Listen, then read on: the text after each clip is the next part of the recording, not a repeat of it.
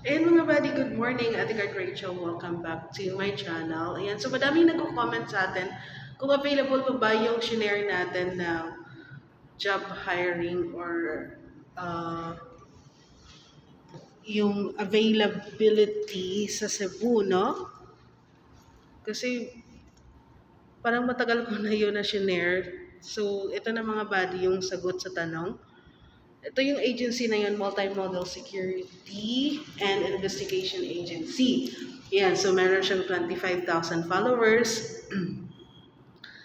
Tapos makikita din natin dito yung kanilang address. Ayan yung address. Ayan yung contact number, yung email. So makikita, hanap tayo dito ng sa Cebu, no? Madaming mga ano dito, hiring ng mga posting dito. Ito, Tuguegarao City. Ayan. Subic, Zambales. Santa Maria, Bulacan, Sarangani Province, Santa Rosa, Laguna. Ito, 5 days ago lang mga buddy. Ba't kasi gustong-gusto niya sa Cebu? Ang dami nagko-comment doon na kung available pa daw ba yung Cebu. So 5 days ago lang mga buddy, for hiring in different areas in Visayas, Cebu and Aklan, 24 to 45 years old, at least 5'6" yung height, 8 hours of duty, night shift only. Ayan, regional dollar rate, no delay in salary kasi naka-ATM kayo. Complete benefits, SSS, Pag-ibig, PhilHealth, 13-month pay, and incentives. Yan. Uniform allowance din.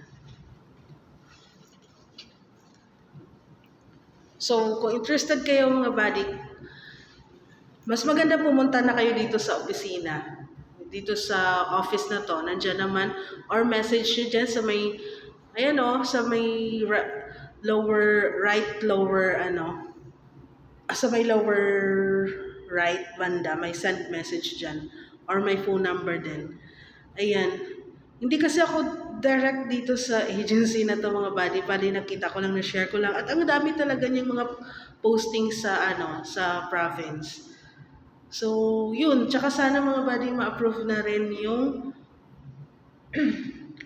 tatanggalin na yung provincial rate. Kasi ako, uwi na lang din ako sa amin eh. So, wala naman ng reason para magstay pa dito sa Manila. So yun, I hope na nakatulong mga buddy. Ayan, thank you for watching.